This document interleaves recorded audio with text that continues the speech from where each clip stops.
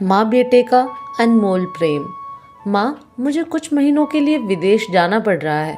तेरे रहने का इंतज़ाम मैंने वृद्ध आश्रम में करवा दिया है। तकरीबन 30 साल अविवाहित डॉक्टर संदीप ने देर रात घर में घुसते ही अपने माँ से कहा। तब माँ बोली, बेटा, तेरा विदेश जाना जरूरी है क्या?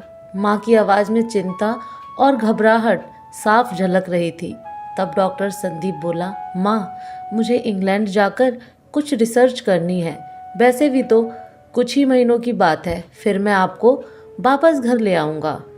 जैसी तेरी इच्छा बेटा, मरी सी आवाज़ में माँ ने कहा। यह कहकर माँ सोने चली गई। दूसरे दिन संदीप माँ को पड़ोस के एक वृद्ध आश्रम छोड़ आया। वृद्ध आश्रम में आने पर शुरू में हर व्यक्ति के चेहरे पर जिंदगी के प्रति हताशा और निराशा साफ झलकती थी, लेकिन जानकी देवी जी के चेहरे पर वृद्ध आश्रम में रहने के बावजूद कोई शिकन तक न थी। एक दिन आश्रम में बैठे कुछ बुजुर्ग आपस में बातें कर रहे थे। उनमें से 3-4 महिलाएं भी थीं। उनमें से एक महिला बोली, डॉक्टर का कोई सगा संबंधी नहीं था क्या, जो अपनी माँ को यहाँ छोड़ गया? तब वहाँ बैठी एक महिला बोली, जानकी देवी जी के पति की मौत जवानी में ही हो गई थी। तब संदीप करीब 5 साल का था। पति के मौत के बाद जानकी देवी जी और उसके बेटे को रहने और खाने के लाले पड़ गए थे। तब किसी भी रिश्तेदार ने उनकी मदद नहीं की थी। जानकी देवी जी ने दूसरों के घर में झाड़ू पोछा करके अपने बेटे संदीप को पढ़ाया लिखाया।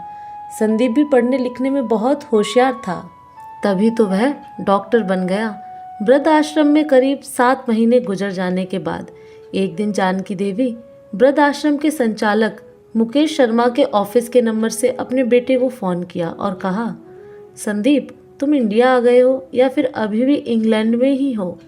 संदीप का जवाब था, माँ, मैं अभी इंग्लैंड में ही हूँ। अब तो जानकी देवी जी जब भी 3-3 4-4 महीने से फ़ोन करती तो संदीप का एक ही जवाब आता कि मैं अभी यही हूँ, जैसे ही मैं अपने देश आऊँगा तुझे बता दूँगा। इस तरह समय गुजरता गया और 2 साल गुजर गए। अब तो वृद्ध आश्रम के लोग भी कहने लगे कि देखो कैसा चालाक बेटा निकला, कितने धोखे से अपने माँ को यहाँ छोड़ गया। तभी आश्रम का एक अन्य बुजुर्ग बोला, मुझे तो नहीं लगता कि डॉक्टर कोई विदेश गया होगा, वह तो बुढ़िया से छुटकारा पाना चाह रहा था। तभी किसी और एक बुजुर्ग ने कहा, मगर वह तो शादीशुदा भी नहीं था, फिर कोई होगी गर्लफ्रेंड जिसने कहा होगा पहले माँ के रहने का अलग इंतज़ाम करो, तभी मैं तुमसे शादी करूँगी। 2 साल आश्रम में रहने के बाद जानकी देवी जी को अपनी नियति का पता चल गया। बेटे का गम उन्हें अंदर ही अंदर खाने लगा। वह पूरी तरह टूट गई। 2 साल आश्रम में और रहने के बाद एक दिन जानकी देवी जी की मौत हो गई। उनकी मौत पर आश्रम के लोगों ने आश्रम के संचालक शर्मा जी से कहा, इसकी मौत की खबर इसके बेटे को तो दे दो, हमें तो नहीं लगता कि वह विदेश गया होगा, वह होगा यहीं कहीं अपने देश में। तभी शर्मा जी बोले, इसके बेटे को मैं कैसे खबर करूं, उसे मरे तो 3 साल हो गए। शर्मा जी की यह बात सुनकर वहां उपस्थित सभी लोग हैरान रह गए। तभी उनमें से एक बोला, अगर उसे मरे 3 साल हो गए तो जानकी देवी जी मोबाइल पर बात कौन करता था?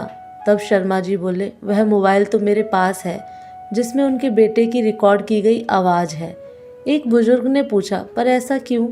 तब शर्मा जी बोले, करीब 4 साल पहले जब संदीप अपने माँ को यहाँ छोड़ने आया था तो उसने मुझसे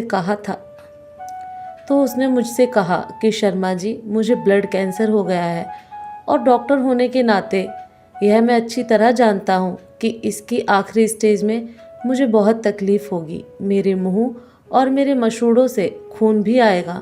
मेरी यह तकलीफ़ माँ से देखी ना जा सकेगी। वह तो जीते जी मर जाएगी, मुझे तो मरना ही है, पर मैं नहीं चाहता कि मेरे कारण मेरे मरने से पहले मेरी माँ मरे। मेरे मरने से पहले 2 कमरों का हमारा छोटा सा फ्लैट और जो भी घर का सामान आदि है वह मैं आश्रम में दान कर दूंगा। यह दास्तां सुन आश्रम के सभी लोगों की आंखें भी नम हो गईं। जानकी देवी जी का अंतिम संस्कार आश्रम में ही कर दिया गया। उनके अंतिम संस्कार में शर्मा जी ने आश्रम में रहने वाले बुजुर्गों के परिवार वालों को भी बुलाया।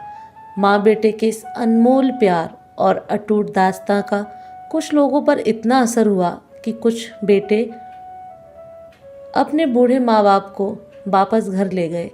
उम्मीद करते हैं माँ बेटे के अनमोल प्यार की कहानी ज़रूर पसंद आई होगी।